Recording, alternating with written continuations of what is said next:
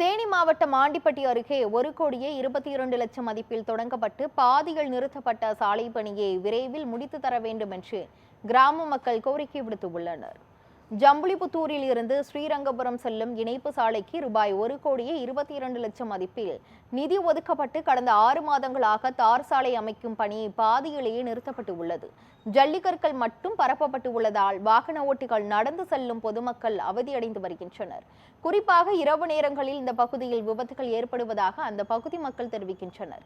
எனவே சாலை பணியை உடனடியாக முடித்து தார் சாலை அமைக்க மாவட்ட நிர்வாகம் நடவடிக்கை எடுக்க வேண்டும் என்று அந்த பகுதி மக்கள் கோரிக்கை விடுத்துள்ளனர்.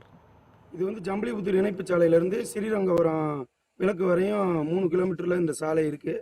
இந்த சாலை 7-8 மாத காலங்களாக தோண்டி போட்டு சல்லிக்கற்கள் மட்டும் பரப்பி கிடக்கு. இங்க தென்னை, வாழை, காய்கறிகள் எல்லாம் விவசாயம் பண்ணிட்டு வரோம்.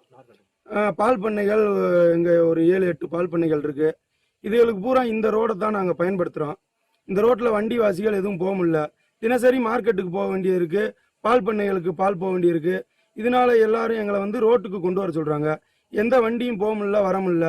பெரிய வாகனங்கள் டயர்கள் பூரா சேதமடைகிறனால யாரும் உள்ள வர மாட்டாங்க. எங்களை 2 வீலர்ல கொடுக்க சொல்றாங்க. நாங்கள் 2 வீலர்ல இங்கிருந்து கொண்டு போறதுக்கு விபத்து ஏற்படுது. நிறைய டெய்லி இங்க 2 விபத்து ஏற்பட்டுட்டு தான் இருக்கு. அது மட்டும் இல்லாமல் இந்த ரோடு ஜம்புலிபுத்தூர்லேருந்து ஸ்ரீரங்கபுரம் விளக்குக்கு 3 கிலோமீட்டர் இணைப்பு சாலைன்றனால இதை அரசாங்கம் எங்களுக்கு கொஞ்சம் சீக்கிரம் போட்டுக்கிற மாதிரி கேட்டுக்கொள்ளப்படுகிறோம்.